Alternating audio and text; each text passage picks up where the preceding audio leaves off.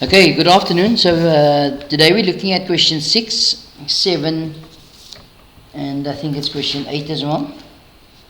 Dealing with trigonometry of the September 2021, the Metro Central District's paper. Okay. So let's go. In question 6.1, we are given 13.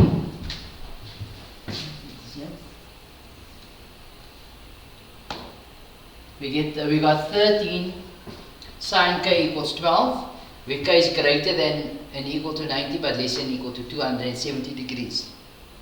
The question says, without the use of a calculator, use a sketch in the correct quadrant to determine the following. Label the relevant angle or angles that they use.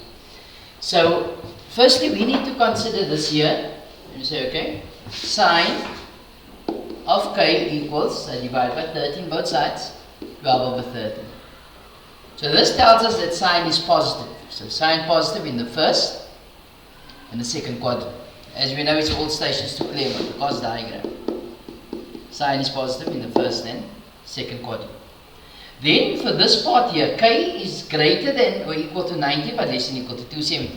So remember, that is 0, 90, 180, 270, 360. So where sine k greater than 90 but less than 270, greater than 90 is quadrant 2, less than 270 is quadrant 2 and 3. Okay. So of course we have to draw in the fourth quadrant, in the second quadrant. So as it satisfies both conditions there. There's your k angle. Okay. What does sine stand for? Sine is opposite over hypotenuse. So opposite is 12, hypotenuse is 13. So how do I get my adjacent side? Apply Pythagoras. So 13 squared is equal to 12 squared plus your adjacent side squared. So 13 squared 169, 12 squared 144. So 169 minus 144 is 25. The square root thereof is 5. But because this is on the negative part of your x-axis, that will of course be negative 5. Okay. So, to answer the question, what is k, cos of angle k? Cos is adjacent, which is negative 5 over hypotenuse, which is 30. Let's look at 6.1.2. In 6.1.2, they want you to know what is cos of 90 plus k. So I first reduce using the reduction formula. Again, all stations to Claremont. 90 plus takes you into quadrant 3. Is cos positive or negative in that quadrant? Cos, of course, is negative. Although it changes to sine. But cos is negative there. So it's negative. And it changes to sine of k.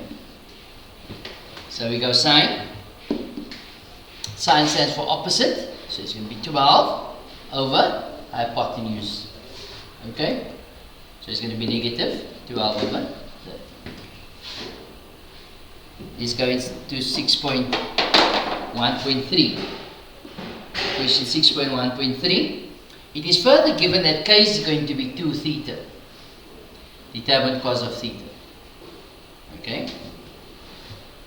So cos of theta, that should remind you of the cos double angle.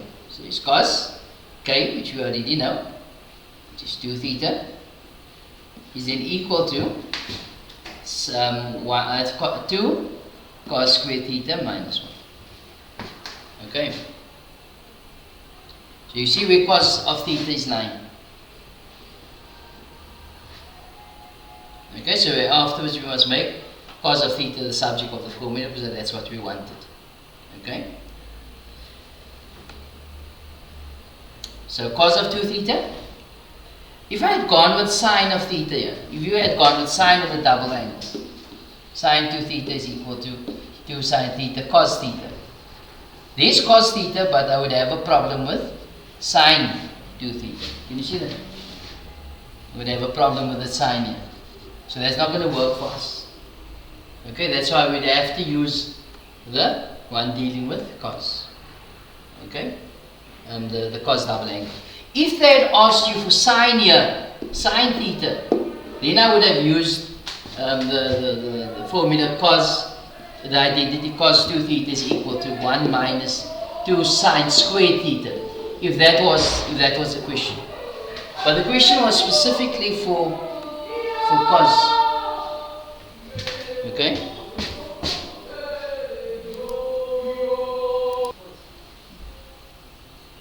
Sorry about that. So as I indicated, we're busy with cos. We need to calculate cos of theta. That's why we're going with identity cos 2 theta is equal to 2 cos squared theta minus 1. Okay. So cos 2 theta is the same as going cos of k. And cos of k is already defined as negative 5 over 30 equals 2 cos squared theta minus 1. So from here it's a matter of making cos theta the subject of the formula. I'll take it over. It simply becomes a negative 5 over 13 plus 1. It gives you 8 over 13.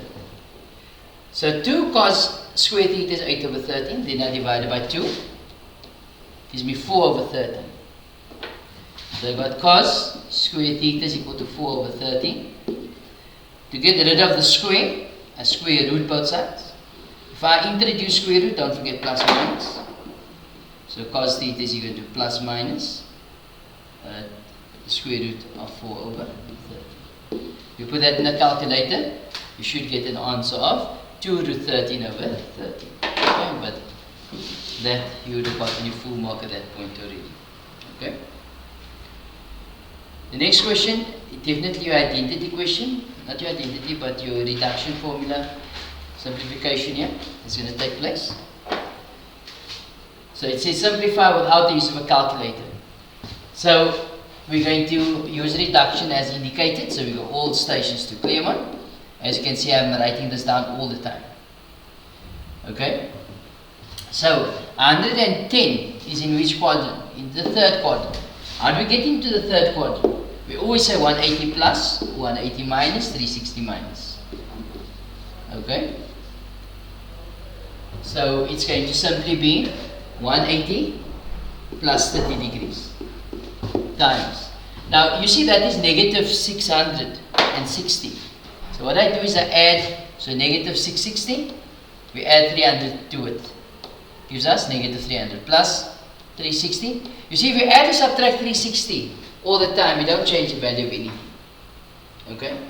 So that is the equivalent of cos of negative 660 is cos 60. Now you see this tan, 450 plus alpha. Again, if I take 360 away from that, minus 360, it's simply going to give us tan of 90 plus alpha. Okay? So tan of 90 plus alpha. This now needs to be simplified. But remember, we don't have a co-ratio there. Okay? On tan.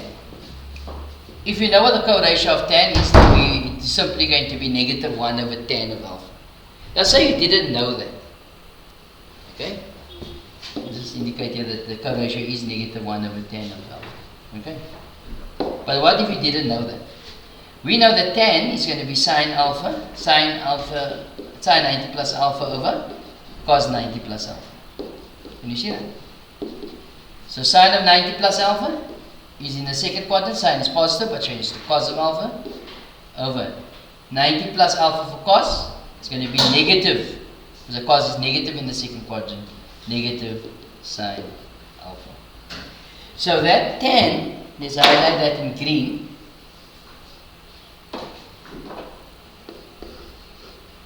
So tan is simply going to be cos alpha over, so we've got the cos of alpha over negative sine alpha. Okay?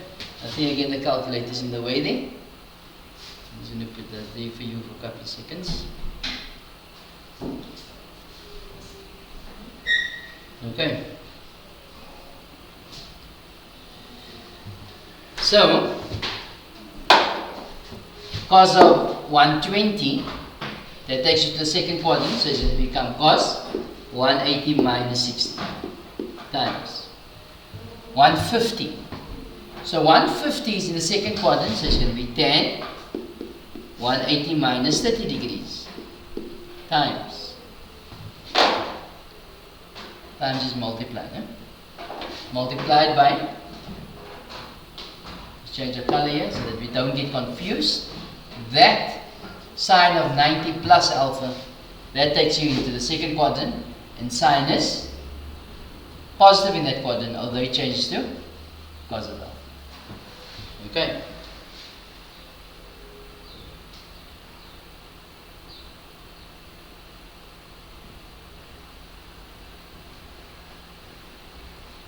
So we're going to apply the reduction formula now.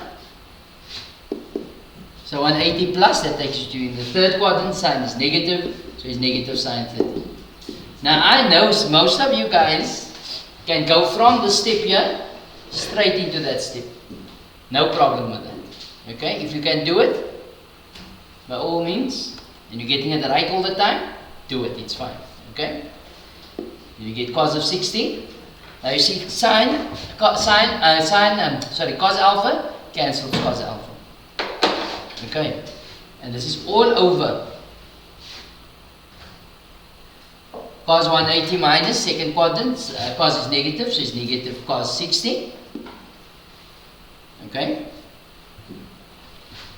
180 minus second quadrant tan is negative, negative tan 30 times negative sine alpha, which is that one.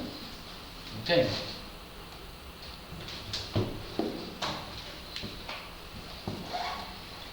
So now, negative divided by negative is positive, divided by negative is negative, divided by negative is positive. The ultimate answer on this is going to be positive. I'm not going to worry about the sign anymore. Okay? Sine, cos 60 cancels cos 60. Okay? So sine 30, that we need a special triangle for. So if that is 30, it's going to be 1, 2, square root 3. Sine is opposite over hypotenuse is 1 over 2. Must be divided by tan of 30. Tan is opposite over adjacent.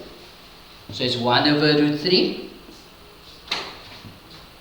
times sine of alpha. Okay. So this here simplifies into root 3 over 2. Now say you didn't know that. Okay? Then you just put it in the calculator. 1 over 2 divided by 1 over root 3 gives you root 3 over 2. Okay? If it says without the use of a calculator, that means to say you're not going to type in the calculator this whole story there. Okay? And you could have replaced alpha with an angle and get the answer that you're looking for. Okay? This basic calculations definitely you can use a calculator for. But also what you should note in at this point is that, okay, that's root 3 over 2. Where's the sign? The sign is in the denominator. So it's going to remain in the denominator. And there's your sum for 8 marks. Okay? Then, let me just check the next question.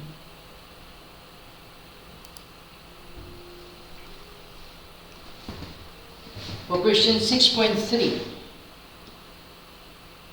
Okay? In question 6.3, we are told sine theta cos 10 minus cos theta sine 10. This should remind you of an identity, your double angle identity. Sorry, not double, but compound angle identity. Why? Got sine alpha cos beta minus cos alpha sine beta. Can you see that? So it's the sine rule. And the sine rule, you just write it on the side here. We know that sine alpha cos beta, just write it at the bottom. But sine alpha cos beta minus cos alpha sine beta is going to be sine alpha minus beta. Alright. So that is what happens there. So in alpha's place we have theta, and in beta's place we have 10. So that can be written as, this part here, can be written as sine alpha, which is theta, minus, that had to be a plus, so I would have put a plus here, minus 10 degrees equals root 3 over 2. Okay, now this is a special angle here. Okay, so arc sine of root 3 over 2 should be 60. If you didn't know that, you put in your calculator. But my reference angle here, theta minus 10 is equal to 60 degrees.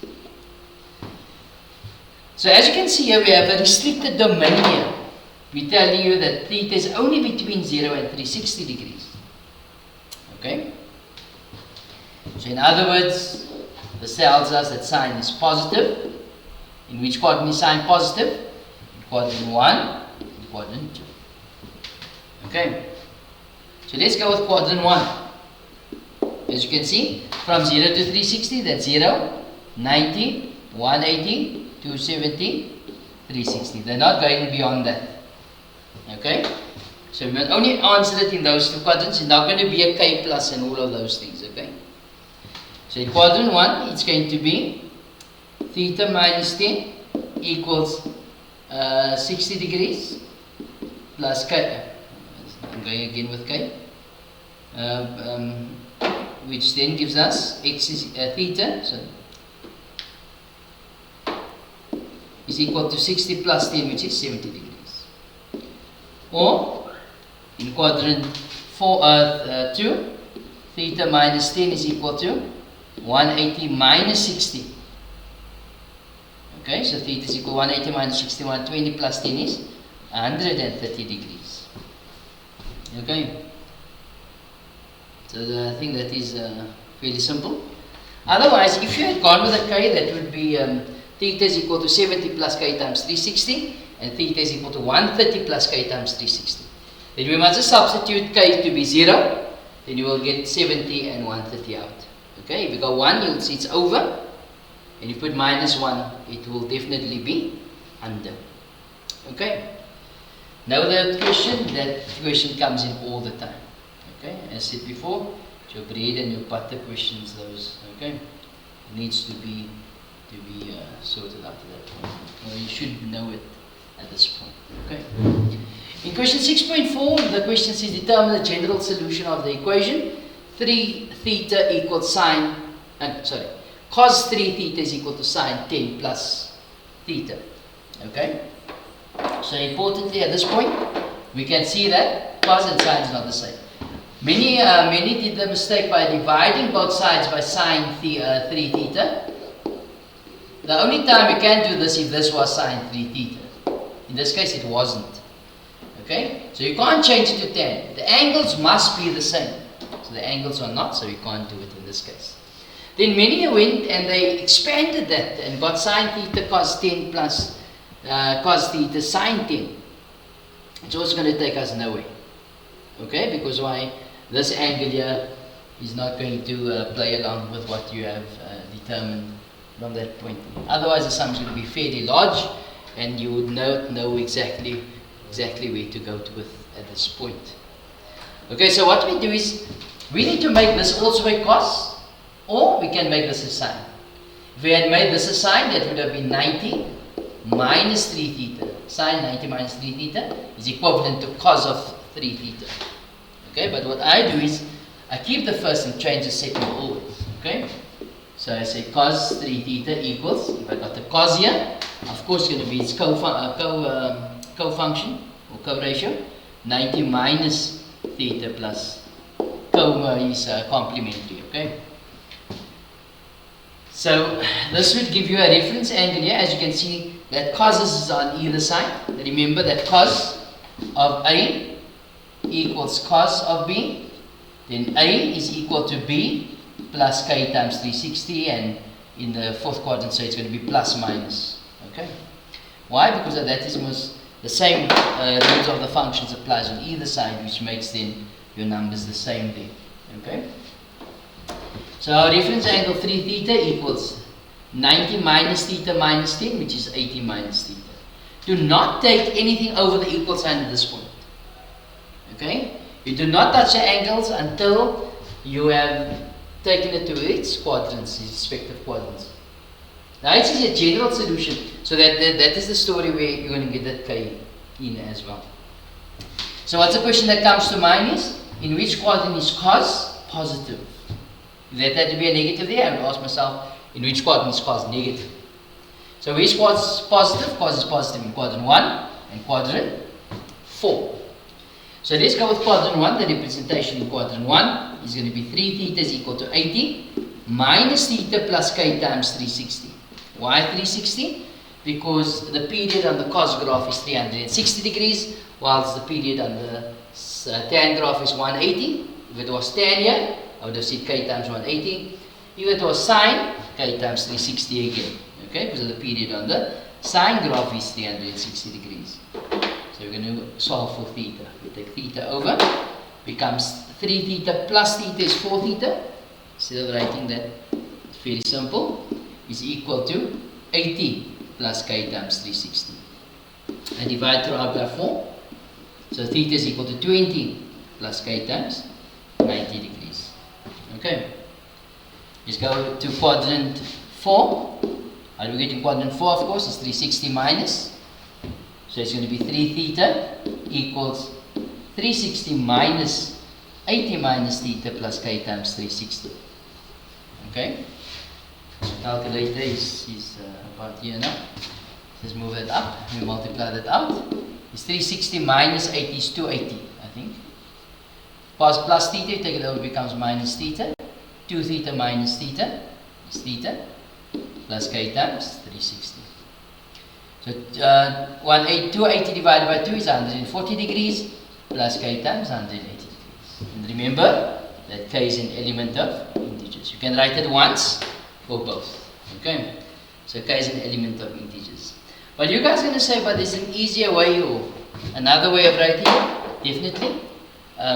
Since it's positive in quadrant 1 and 4, so we can say that 3 theta is equal to plus minus 80 minus theta plus k times 360. Okay? And then you're going to get 3 theta equals, let me just move this down a bit. 3 theta is equal to, if I go with the plus 1 first, so it's 80 minus theta plus k times 360. Okay? You take theta over, it's 4 theta equals 80 plus k times 360. So theta is going to be 20 plus k times 90. On the other end, it's going to be 3 theta equals negative 80 plus theta plus k times 360. So that's going to give you 2 theta equals negative 80 plus k times 360. No, it's right. So theta is equal to negative 40 plus k times 180, where k is an element of integers. Okay. Now, say you normally go with you have a positive outlook on life, right? You work with positive angles only. But the textbook gives you this answer. How would you know you are right?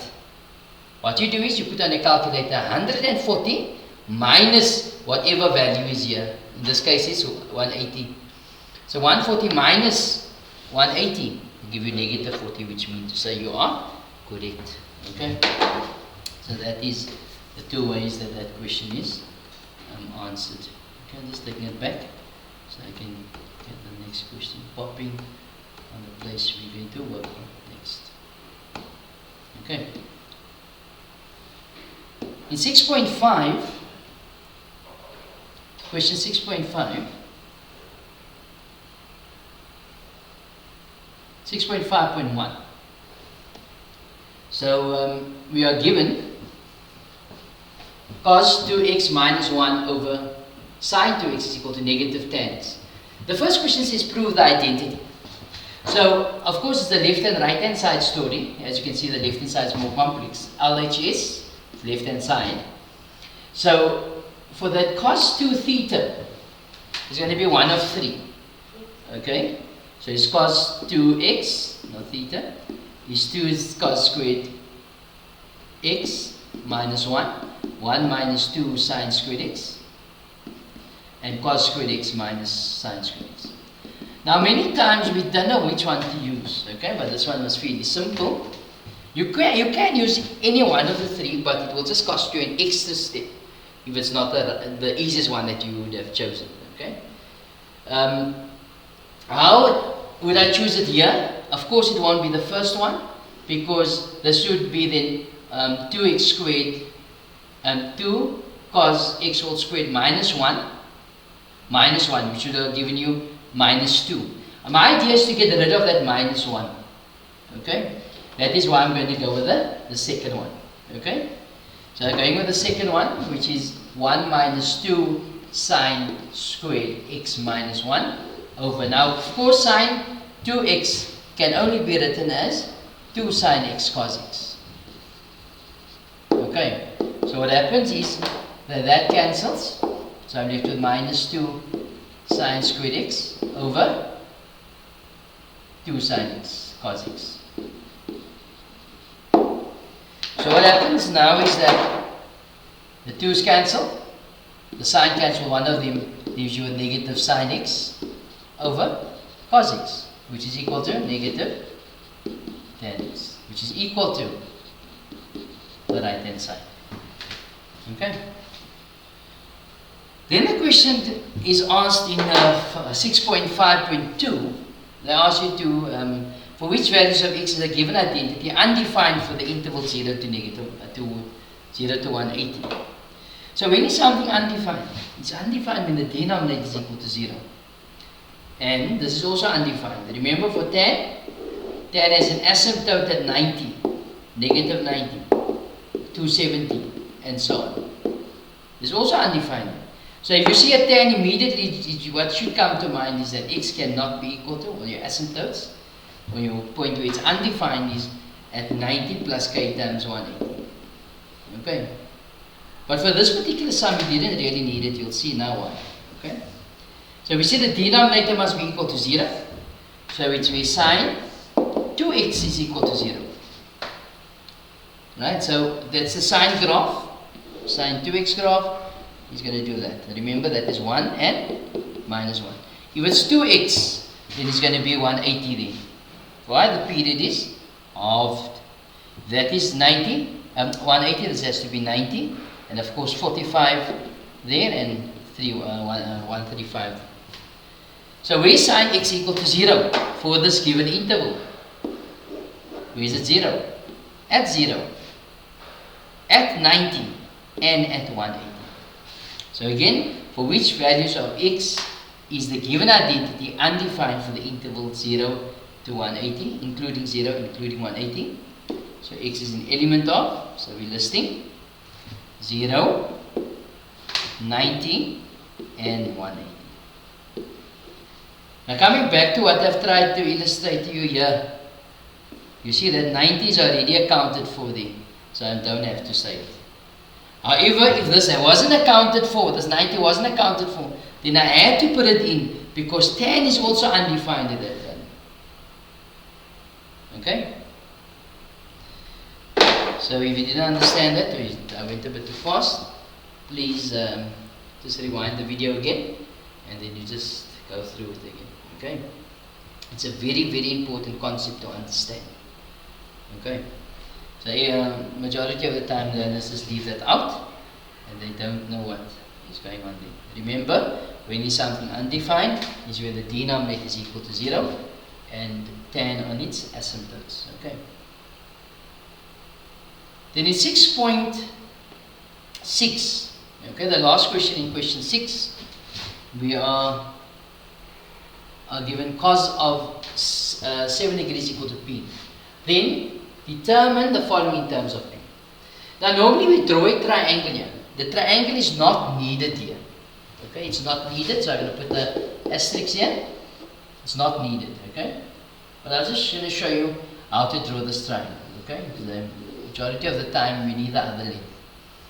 So if it goes cos of 7 is equal to P, there's in your stand position, cos is adjacent over hypotenuse. So my adjacent is P, my hypotenuse is 1. So how do I get the opposite? You apply Pythagoras. So we say 1 squared is equal to P squared plus your opposite side squared. Take it over. So opposite side squared is equal to 1 minus P squared. 1 squared is 1. Square root both sides. Normally I say plus and minus. Not going to be plus minus here. So we refer entirely to the length, and length is never negative.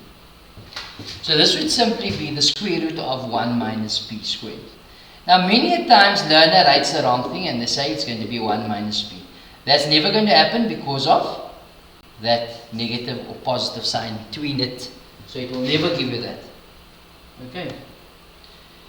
So as I said, you don't need this, but that is how you get the third side. Okay. But then once again, you don't need it here. Okay.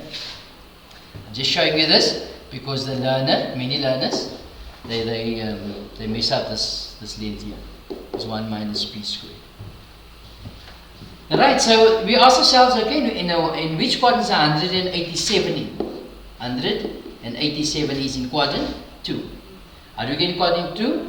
It's going to be cos of 180 plus 7. Quadrant 3, sorry. Thank you. So 180 plus 7 degrees.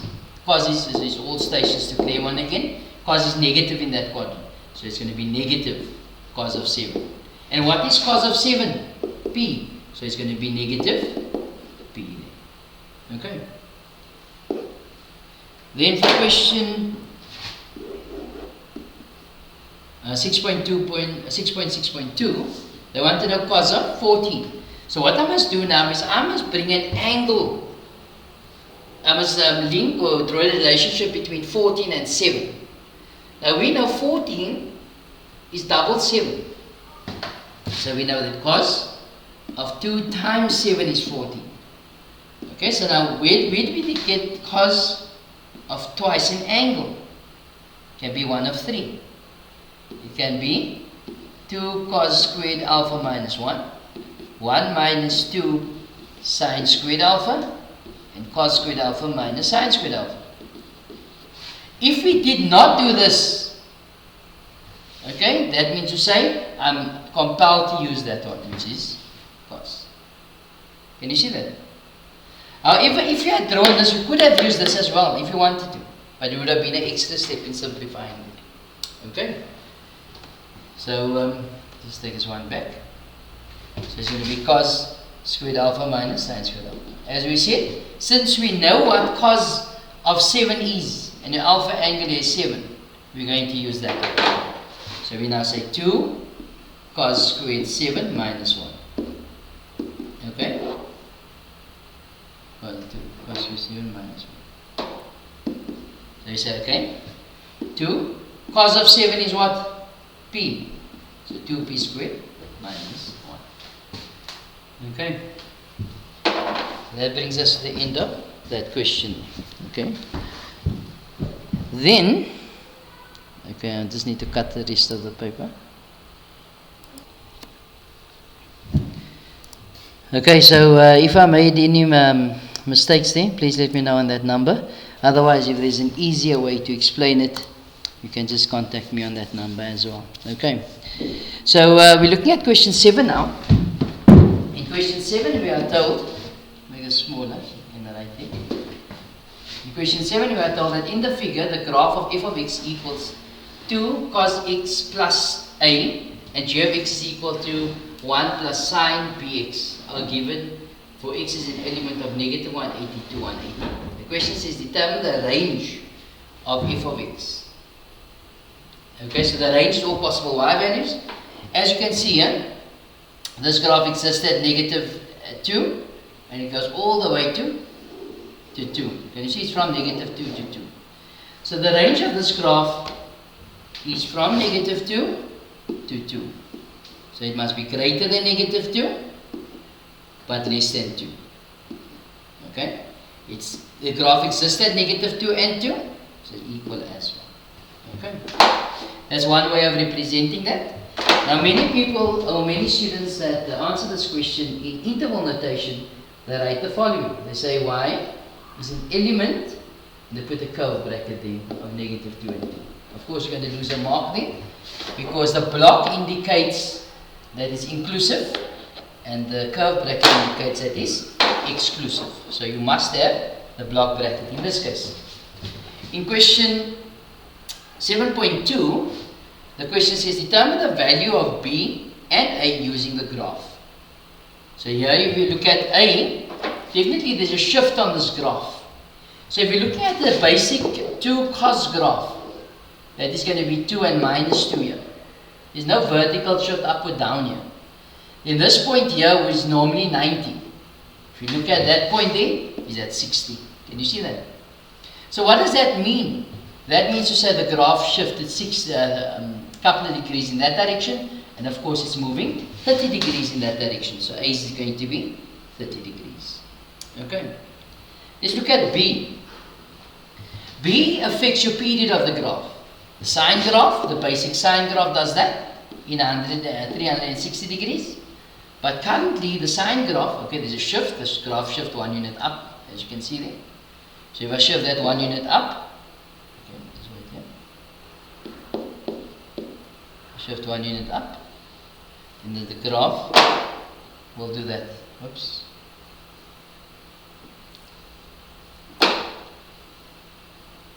You got here 0, 1, and 2.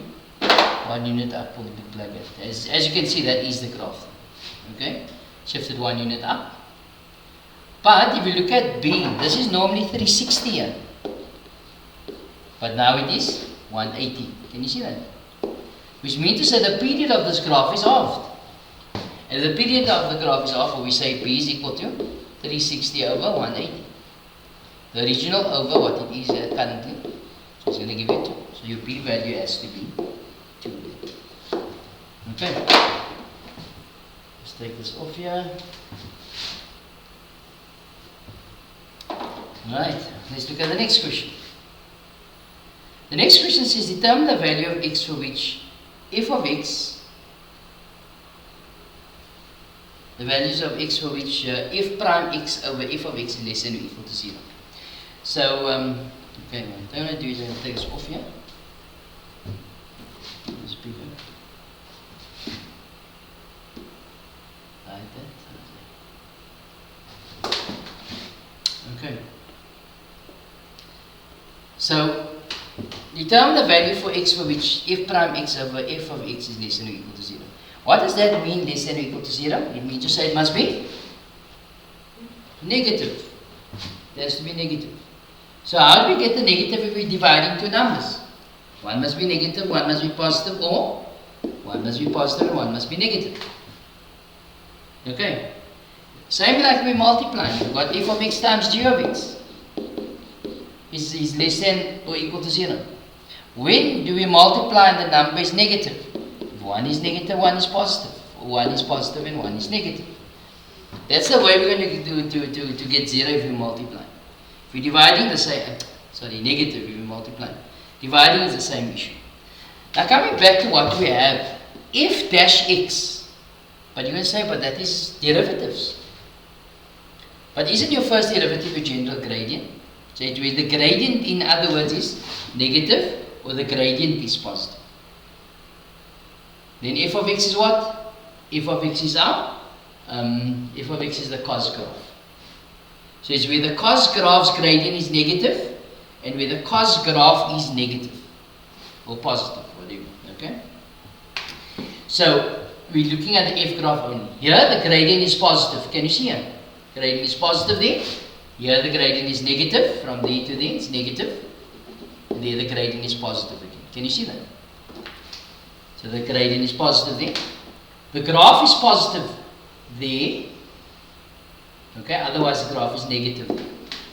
How do we know it's negative? It's above the line it's positive, below the line it's negative. Okay, makes sense.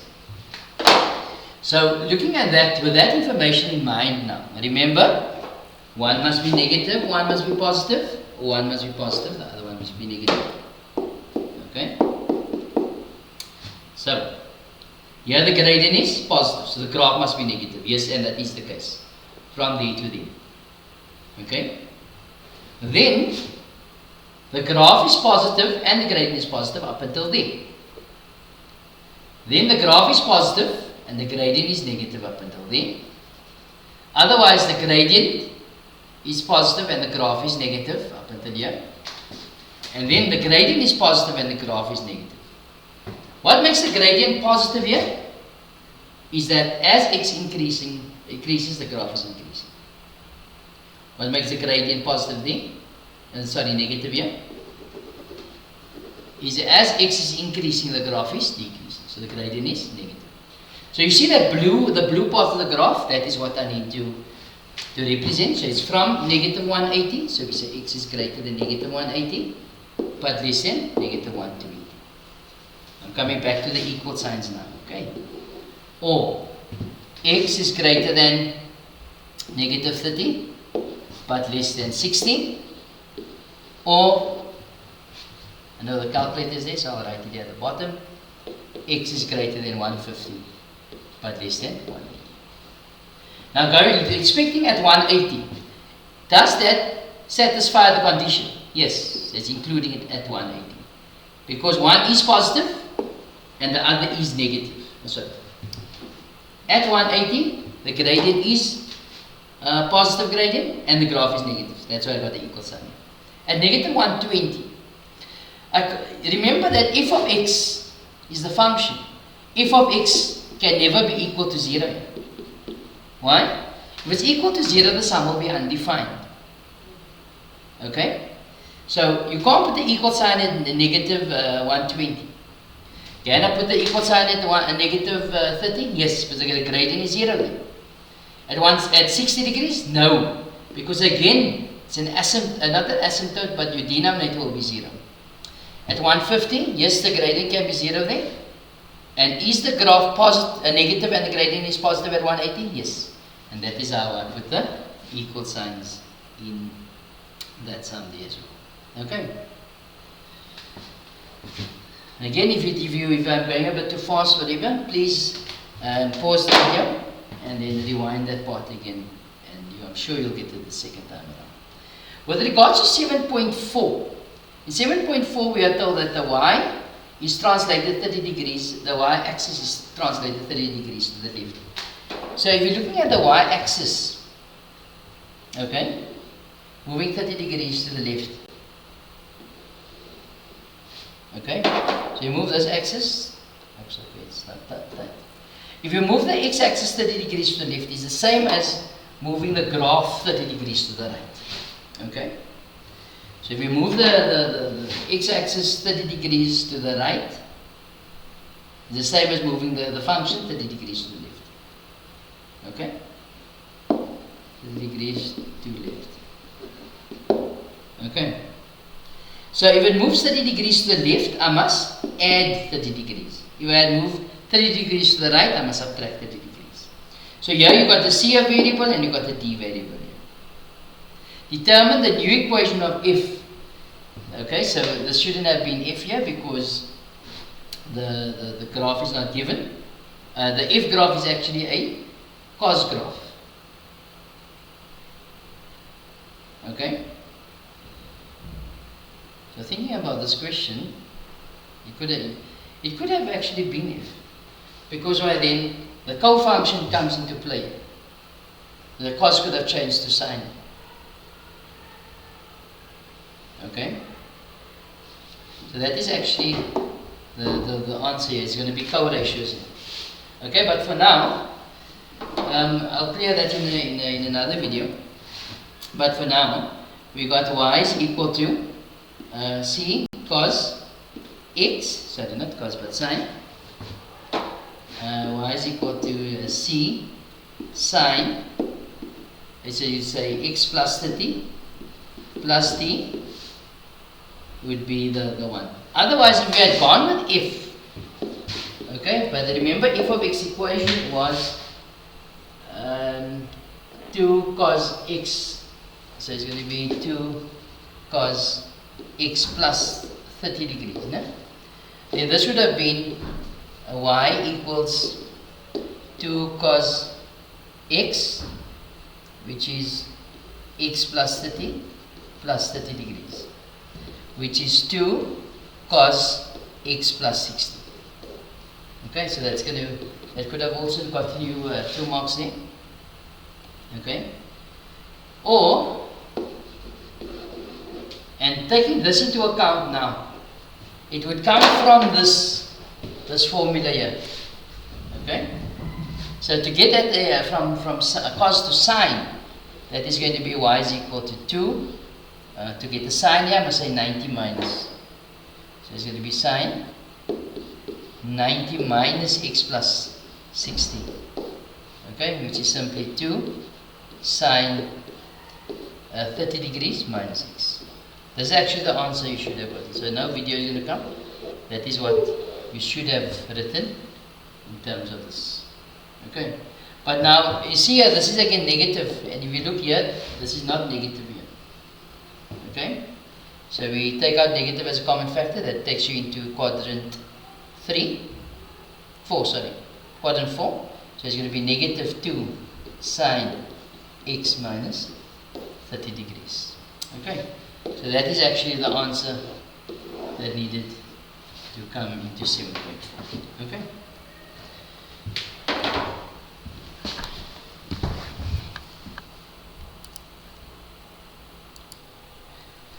Okay, and lastly now with regards to question 8, you got 15 minutes here. Don't let it go over an hour.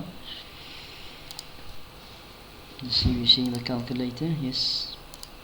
Okay. So the question says determine the length of AC. So if you look at what we have, AC is this length here. So of course we've got 2 angles. So it's the sine rule. So we need angle B. Okay. So angle B is equal to 180 minus 85 minus 30 degrees. Okay.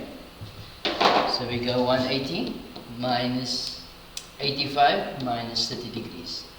Okay, that gives you an angle of 65. Okay. So what do we have now? For AC, it's going to be AC over sine 65 equals, since we have this length, so let's go with that thing. So it's going to be 6 over sine of 85. Okay.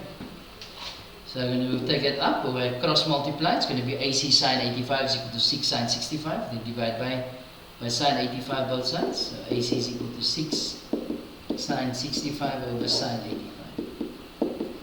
Okay, put that in the calculator. I'm going to go a bit faster through this here. So 6 sine, you can just pause it at any point and then just fill in what you need to. Sine 85 gives me 5,46. 5,46. Since we talk about centimeters, it's going to be centimeters. Okay. With regards to the next question, just take this down a bit. Yep. In 8.2, they say consider the sketch of a rectangular prism. Okay. Calculate to 1 decimal place the size of theta. So if we look at theta's line, of course this is going to be your base, and that's going to be a height, so this has to be 90 degrees. Or this is your horizontal plane, and that's your vertical. This is your horizontal plane and your vertical plane. The horizontal and vertical always stands 90 degrees to each other. Okay, but what do you notice here? I actually need AC. Remember I got 30, but I need AC now. So how are you going to calculate AC? Is by using Pythagoras. But you're going to say, but you can only use Pythagoras in right angle triangles. Of course it's a right angle triangle because it's a right angle there because it's a rectangular prism. And what's the properties of a rectangle? One of the properties is the vertex angles at 90 degrees. So AC squared is equal to 6 squared plus, I don't know, many of the learners who got the sum wrong, put a minus here for some reason or other. Remember that this is your hypotenuse. Okay, so it's going to be hypotenuse squared is equal to 6 squared plus 18 squared. This is your Pythagoras. You can write the Pythagoras if you like, but angle B being 90, but not needed at this point. Okay, so we go here and we say, okay, we got 6 squared plus 18 squared gives you 360. Square root thereof gives you 6 root 10. Okay, if you had written that in decimal, no problem, but that is more accurate answer. Now coming to this, so this is what we have. We got 90 degrees, we got your theta here, you got 13 and you got 6 root 10. Now here's your sounds, okay? Which trigonometric function uses opposite and adjacent? Of course tan. So we go tan of theta equals opposite, which is 13, over 6 root 10. So to get theta on its own, you say arc tan, shift tan, of 13 over 6 root 10, which is the last answer calculated, gives you 34,42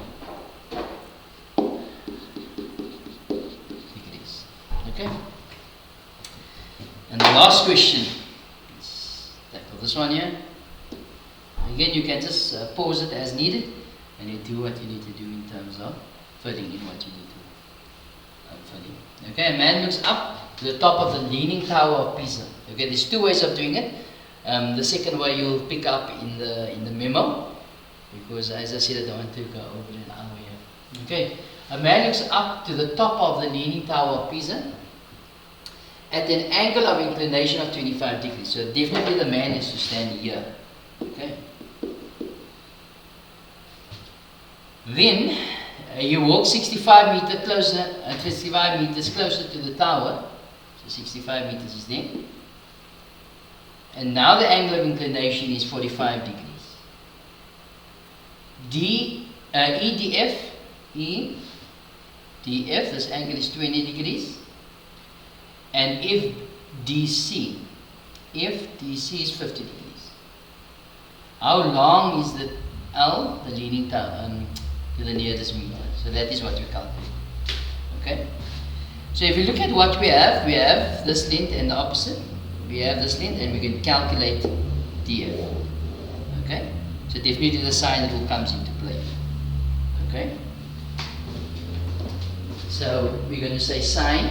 So we first say in triangle, DEF. Okay, we can then say sine of 25 over FD is equal to sine of 20 over 65. You could have gone the other way around, it would have probably been a bit easier. So what we do is you cross multiply, so 65 sine 25 is equal to FD sine 20. To get FD on its own, I divide by sine 20 both sides. That cancels. So FD will work out to be, you just see that, you can see that value there. Yes, you can. So FD, we put it in the calculator. So it's going to be 65 sine 25 over sine 20. It's going to be 80,32. 80,31 and the number of course cancels. Okay. So that I put on the diagram. Now we say okay. For L, we're going to use L over sine 45 equals, now we need that angle C. Not so? Yes. Let's make that in the red. We calculate angle C first. Okay? So angle C is going to be 180 minus 50 degrees minus 45. Okay? So it's 180 minus 50 minus 45. Gives you 85. Yeah, 85. Gives you 85 degrees there. Alright. So this is 85. So we say L over sine 45 is equal to 80,31 over FD. No. Yeah. Sine of 85, sorry. So what we do is we take this up or we cross multiply. So L is going to be 80,31 sine of 45 over sine 85. Okay. So we need to get the previous calculation. So it's 80,31. So for this answer, that's the last answer calculated now. So we say 80,31 times. But if you punch in the calculator 80.31, there's no problem, problem with that. So you're going to sine 45, close the bracket, over sine 85. I don't know why the calculator is doing this now. Probably tired already. So it's 57,01 meters. So you're going to get 57,01 meters. They say to the nearest meter, so therefore it has to be 57. Okay. Again, if you have problems, please rewind it and then watch it again. If you have any problems or I made a mistake, please let me know on the number attached. Okay.